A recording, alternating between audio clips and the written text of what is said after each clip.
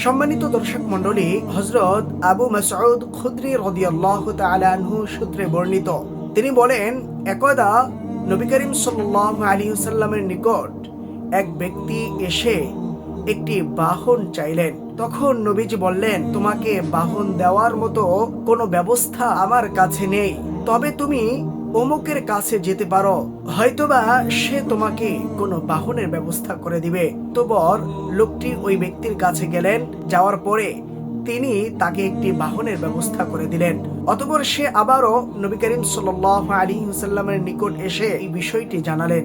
তখন নবী করিম সাল্লাল্লাহু আলাইহি ওয়াসাল্লাম বললেন, মান দাল্লা আলা খায়রিন ফালাহু মিসলু আজরি ফাইলিহি।